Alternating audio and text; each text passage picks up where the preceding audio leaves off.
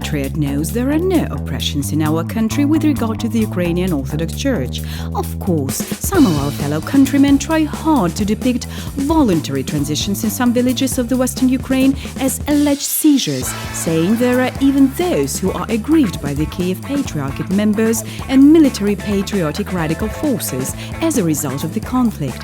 But we do know this is an anti-Ukrainian propaganda, for it is a well-known fact that Ukrainian national patriots are the most peaceful creatures on the globe and cannot let an obscenity out, not to mention a military action. However, if someone still wants to get rationale for the developments around sanctuaries of the Ukrainian Orthodox Church, they should refer to the words of the Kiev Patriarchate speaker Yevstratij Zarya. Quite reasonably and unambiguously did he explain that such conflicts can be a peculiar indemnification for his church due to persecutions and outright genocide of the KP in the Crimea. Those actions they are going to take with regard to the Ukrainian Church in the Crimea can be mirrored in the Moscow Patriarchate here, in Ukraine. Namely, there, in Crimea Peninsula, an unequal war has been waged for 2 years with the Russian militarism by Archbishop of the Kiev Patriarchate Clement, secular name Pavel Kushch. Personally, I was sitting in my office, waiting for my arrest. He is urged to make corrections in the Typicon upon demand of the Russian intelligence service agents. During the church they are, as plainclothes people used to say. Then I received from them remarks in terms of what had to be removed in the church service so that it did not grate on ear that much. The Archbishop-led church can be also destroyed any moment. In point of fact, there is a direct liquidation of the Kiev Patriarchate Church in the Crimea. However, the tonality of his speeches has surprisingly altered over the recent period. Vladika has declared he is set to re-register his church in compliance with the Russian legislation and reported that his believers of the UOC KP aren't and haven't been oppressed. Furthermore, despite the occupiers' intrigues, the number of Crimean priests in service has mysteriously increased lately from 7 to 9. There are nearly 7 priests and 7 churches. Currently, there have survived 9 churches where worships are held. Besides, the Archbishop told he has been making inquiries as for receiving the Russian passport. True though, he had scruples about announcing one fact. By the time he was interviewed, Mr. Kush had been a Russian citizen for a long time already. But it's just a trifle, isn't it? Nevertheless, one should not feel particularly happy. The Russian authorities in the peninsula are set again to destroy a small but proud church, and speeches of Pavel Kush have once more regained the lost poignance of an oppressed and discriminated patriarch. I can indeed make a public statement. The Kiev Patriarchate is in danger of extermination and destruction on the Crimean terrain. Well, what's happened? Who is at fault? Your name, sister. In the middle of June, a full range of Ukrainian outlets released hard publications about the aggressor who was throwing out the Kiev Patriarchate from the premises occupied by the acting Cathedral at 17A Sevastopolskaya Street in Simferopol.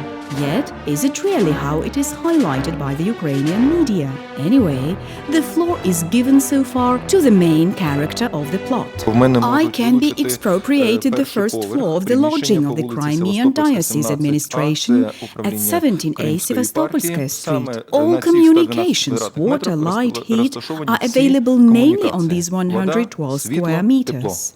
So, it may be concluded they want to deprive the Kiev Patriarchate of 112 square meter premises, which places the whole Crimean Diocese and communal services as well, providing water, light and heat for his cathedral. Not only do they want to grab the amenities away from the small, poor church, but also they demand to pay a huge fine. Under the court decision, I have to pay 500,000 rubles.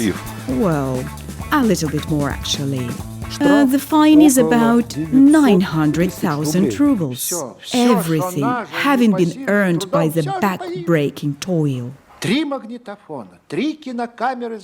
Let's do our best to get to the bottom of the problem, since in the publication cited, there is much indignation and rage, but just a few facts. Here we are. The Kiev Patriarchate organization, called the Ukrainian Orthodox Center Society Ltd., which has been called as the Crimean Orthodox Center Society Ltd. Since 2014, signed a leasing contract with the Crimean Ukrainian authorities in 2004 on the use of the above-mentioned lodging at a nominal fee. In 2014, Russian authorities, in the person of the Ministry of Property and Land Relations, refused to renew lease on the same virtually free of charge terms and offered Vladika Kliment to take part in the auction for these premises in accordance with the usual procedure. He refused. He also refused to vacate the premises, resulting in procrastination of judicial proceedings with reciprocal lawsuits between the Kiev Patriarchate and the Crimean Ministry of Property on this matter.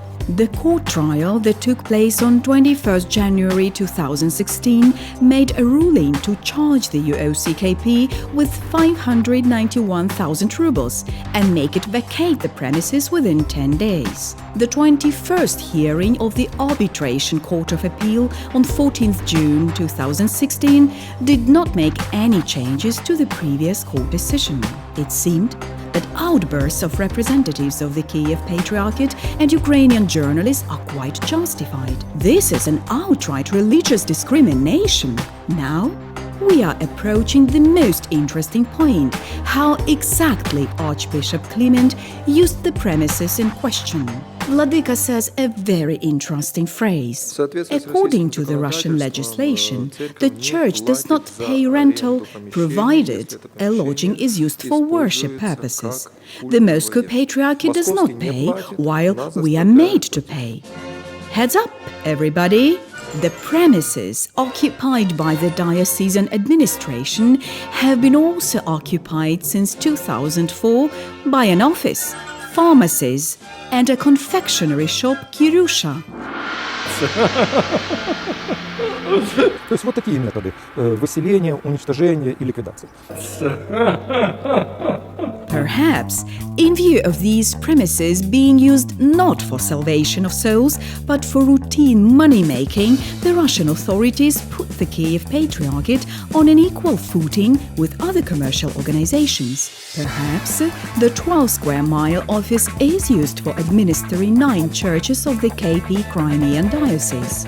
But the remaining 100 square meters have nothing to do with the UOC KP activity in the Crimea. Maybe all claims raised by patriots to the new Crimean authorities regarding rights discrimination of the Kiev Patriarchate have to do with discrimination of its commercial activities. In this case, outspoken laments of Archbishop Pavel and other officials in this respect look really comic. We would like to have a real response from the President of Ukraine, the Prime Minister, and the Ministry of Foreign Affairs. We would like them to take actions to defend these premises even at the international level. It means the President and the Parliament have to issue a certain law to exempt the Kiev Patriarchate from rental and an obligation to share the revenues gained from the pharmacies and shops with local authorities. Then, following this rationale, the KP rights will not be infringed. Generally speaking, a lot of Ukrainians are used to deciphering the UOC KP abbreviation as the Ukrainian Orthodox Church of Commercial Patriarchate.